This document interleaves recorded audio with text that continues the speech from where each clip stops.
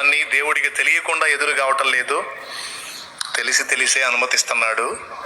లోకంలో మిగిలిన వారికి జరగనివేవో నీకే వింతగా జరుగుతున్నట్టే ఫీల్ అవ్వద్దు. లోకంలో ఇతరులకు జరిగే నీకంటే ఎక్కువ ఉన్నాయి. కాబట్టి ధైర్యం తెచ్చుకొని విశ్వాస యాత్రలో ముందుకు సాగు.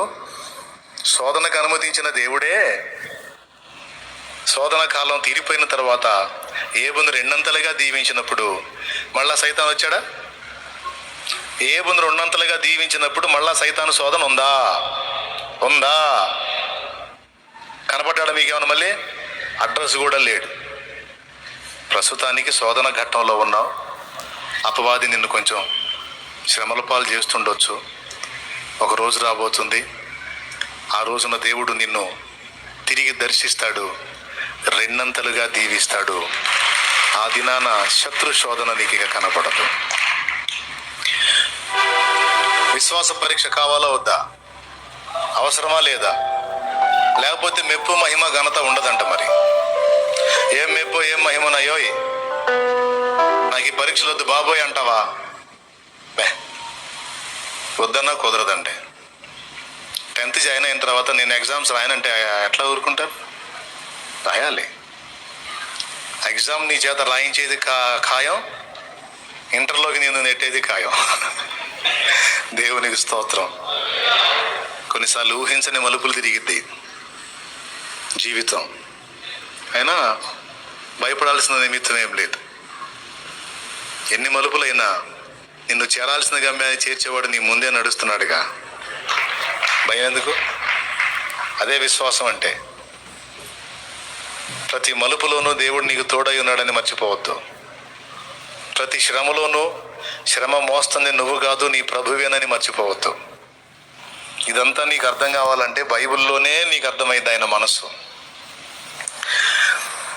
మొర్దెకాయని కాపాడుకుని మొర్దెకాయ దేవుడా?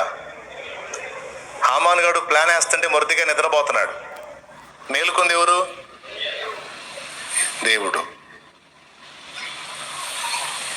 శారమ్మని తీసుకొని పోయాడు ఐగుప్తు రాజు ఫరో. అబ్రహాం ఏం చేసి ఉంటాడు?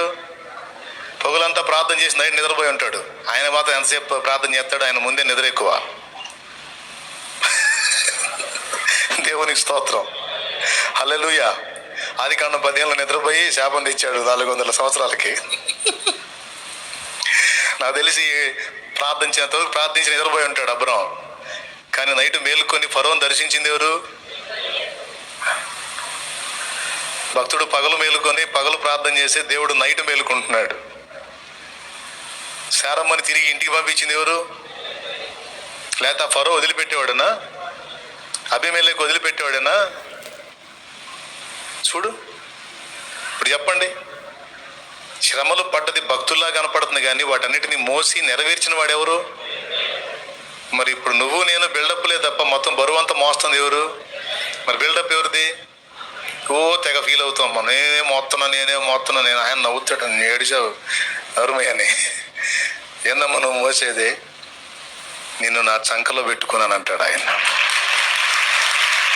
నేను చంకలో పెట్టుకొని మోసాను కాబట్టి నువ్వు నడుస్తున్నావు, లేకపోతే నీ చరిత్ర ఎప్పుడో క్లోజ్ అంటాడు ఆయన. ఇంత మంచి దేవుడు నీకు నాకు తోడై ఉన్నాడు. దేవుడిని ఎరిగిన ఈ దినానే కాదు, దేవుడిని ఎరగని అన్యుడిగా నువ్వు ఉన్నప్పుడే నిన్ను మోసాడు ఆయన. మోసాడు. చావు నుండి ఎన్నోసార్లు కాపాడాడు. నువ్వు అన్యుడిగా ఉన్నప్పుడే. తెలుసు నువ్వు రక్షించబడతావని తెలుసుకుని నువ్వు ఆయన తెలుసుకుంటావని తెలుసు. అందుకే అప్పటి నుంచి వెంటాడుతూనే ఉన్నాడు, కాపాడుకుంటానే ఉన్నాడు.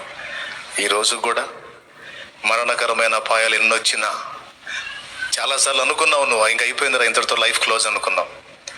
క్లోజ్ లేదు, ఏం లేలే అని మళ్ళీ నిన్ను తిరిగి లైన్లోకి తీసుకొచ్చి నడిపిస్తూ ఉంది ఆయన్నే. ఏ రోజుకు ఆ రోజు మన జీవిత యాత్రను దొర్లిస్తున్నవాడు ఆయన్నే. పైకి లేచి నిలబడాం.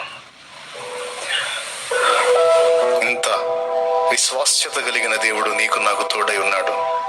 మనం ఏ పరిస్థితుల్లో కూడా ఆయన యందలి విశ్వాసాన్ని కోల్పోకూడదు. దేవుని మనసు నీకు అర్థం కావాలంటే వాక్యం ధ్యానం చేయి. వాక్యంలో దేవుని యేసు మనసు నీకు అర్థమవుతుంది.